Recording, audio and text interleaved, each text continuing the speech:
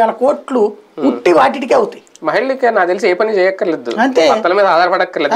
మళ్ళీ అన్న క్యాంటీన్లు కూడా తెరుస్తారు. ఇంకెందుకు ఇంకా భోజనం, శుభ్రంగా డబ్బులు తీసుకుని వెళ్ళి భోజనం చేసి వచ్చి ఇంట్లో పడుకోవచ్చు. ఇంకా పని ఏం లే. ఇంకేముంది, ఇంకా బస్సులో ఫ్రీ, క్యాంటీన్ దగ్గరికి వెళ్ళటం, డబ్బులు ఎట్టాకిస్తారు కదా. అవసరమైతే ఈ ఊర్లో క్యాంటీన్ పోతే పక్కూరికి వెళ్ళి రావచ్చు, బస్సు ఫ్రీ కాబట్టి.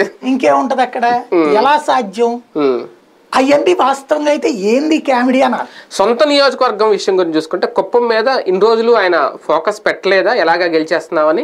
ఇప్పుడు ఏమన్నా భయం మొదలైందా? అందుకనేనా ఈ హామీలు? నిజంగా కుప్పంలో పండే కూరగాయలు విదేశాలకు తీసుకెళ్ళగలుగుతారా? నేను చెప్తున్నా మానసిక స్థితి గురించి. అందుకే అదే అంటున్నాను. అవును, కుప్పము నేను తిరిగా, కనీసం ఒక 60 సార్లు వెళ్ళుంటా.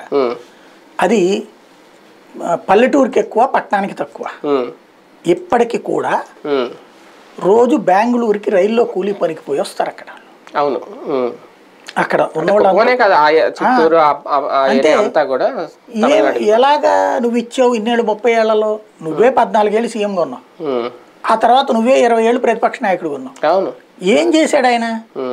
మీరు ఏమక్కర్లా, కుప్పం జనాలందరినీ పులివెందులు తీసుకెళ్ళమని, పులివెందుల జనాలందరినీ కుప్పం తీసుకెళ్ళమని బస్సులేసి ఏది బాగుంది ఏది బాగాలేదు కంపేర్ చేయమని. ఇంకే ఎలక్షన్ అక్కర్లా, దానికి కోట్ల రూపాయలు ఖర్చు పెట్టక్కర్లా.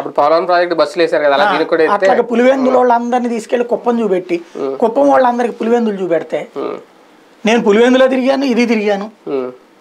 ఒకప్పుడు